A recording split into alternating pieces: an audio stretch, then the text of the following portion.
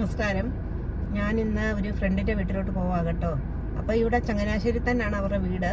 അപ്പം അവിടെ ഒരുപാട് ചെടികളും കൃഷി ഒരുപാടുണ്ട്. പച്ചക്കറികൾ എല്ലാം ഉണ്ട്. അപ്പം നമുക്ക് ഒന്ന് കാണാം.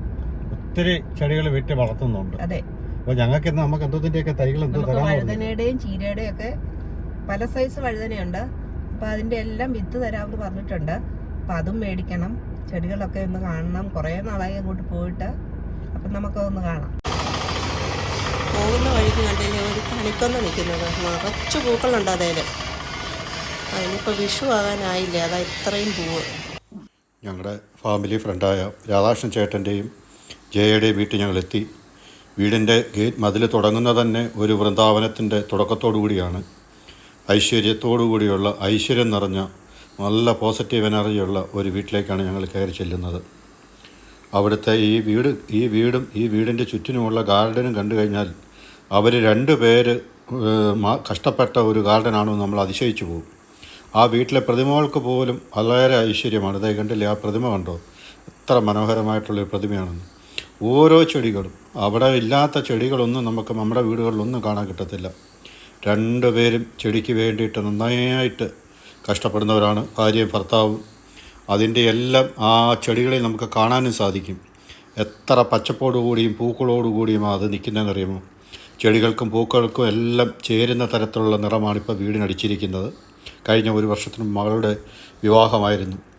വിവാഹത്തിൻ്റെ സമയമൊക്കെ ആയപ്പോഴത്തേക്കിന് ചെടികളൊക്കെ അവർക്ക് കുറേ ശ്രദ്ധിക്കാനൊന്നും പറ്റിയില്ല. പക്ഷേ ഇപ്പോൾ അതെല്ലാം വീണ്ടും ഉഷാറായി, വളരെ ഉഷാറായിട്ട് വന്നിരിക്കുകയാണ്. നമുക്ക് ആ വീട്ടിലോട്ട് കയറി ചെല്ലുമ്പോൾ തന്നെ ഒരു വീട്ടിൽ കയറി ചെന്ന പ്രതീതിയല്ല, ഏതോ നല്ലൊരു ഗാർഡനിലുള്ള ഒരു വൃന്ദാവനമുള്ള ഒരു വീട്ടിലേക്ക് കയറി ചെല്ലുന്ന പ്രതീതി നമുക്കുണ്ടാകുന്നത്. രാധാകൃഷ്ണ ചേട്ടൻ്റെ ഒരു പഴയ ബുള്ളറ്റ് അവിടെ ഇരിപ്പുണ്ട്. ഞാനും ബുള്ളറ്റിനെ ഒരുപാട് ഇഷ്ടപ്പെടുന്ന ആളാണ്. അദ്ദേഹവും അതുപോലെ തന്നെ ബുള്ളറ്റിനെ ഒരുപാട് ഇഷ്ടപ്പെടുന്ന ആളാണ്. വീടിൻ്റെ എല്ലാ മുക്കിനും മൂലയിലും എല്ലായിടത്തും ഒരുപോലെ നിറച്ചിരിക്കുകയാണ് ചെടികളെ. മനോഹരമായ ഒരു വൃന്ദാവനം ഇവിടെ ഒരുക്കിയിട്ടുണ്ട്. നമ്മുടെയൊക്കെ വീടുകളിൽ ഇതുപോലൊക്കെ നമുക്ക് ചെയ്യാൻ സാധിക്കും. അതിനുവേണ്ടി നമ്മൾ സമയം കണ്ടെത്തണമെന്നേ ഉള്ളൂ. രാവിലെ രാധാകൃഷ്ണ ചേട്ടൻ എന്നോട് പറഞ്ഞത്, രാവിലെ പെട്ടെന്ന് നേരം വെളുക്കണേ എന്നാണ് അവർ ആഗ്രഹിക്കുന്നത്. കാരണം ചെടികളുടെ ഇടയിലേക്ക് ഇറങ്ങി ചെല്ലാൻ വേണ്ടിയിട്ട്. ഓരോ ചെടിയും നിങ്ങൾ ശ്രദ്ധിച്ച് നോക്കിയറിയാം. ഞാൻ എല്ലാ ചെടികളും ശ്രദ്ധിച്ച് നോക്കി. അതിലൊരു ചെടിയിൽ പോലും ഉണങ്ങിയ ഒരില നമുക്കതിൽ കാണാൻ സാധിക്കില്ല. കാരണം ഓരോ ചെടിയിലും അവരുടെ രണ്ടുപേരുടെയും കൈകളെത്തി സ്പർശിച്ച് അവരോടൊക്കെ സംസാരിച്ചാണ് അവർ ചെടികളെ ഓമനിക്കുന്നത്. അപ്പോൾ ജയയുടെയും രാധാകൃഷ്ണൻ്റെയും മകളുടെ വിവാഹ ഫോട്ടോയാണ്, ആൽബമാണ് സിന്ധു നോക്കിക്കൊണ്ടിരിക്കുന്നത്. ഇതെല്ലാം വീടിന് ഉൾവശമാണ്. വീടിന് ഉൾവശമൊക്കെ നോക്കിക്കേ, ഒരല്പം സ്ഥലം പോലും വേസ്റ്റാക്കാതെ എല്ലാ സ്ഥലത്തും എല്ലാ തരത്തിലും ഏതൊരാളും നമ്മുടെ കണ്ണ് എവിടെ പതിച്ചു കഴിഞ്ഞാലും ആ കണ്ണിന് കുളിർമ കിട്ടുന്ന തരത്തിലുള്ള ചെടികൾ എല്ലാത്തിലും ഉണ്ട്.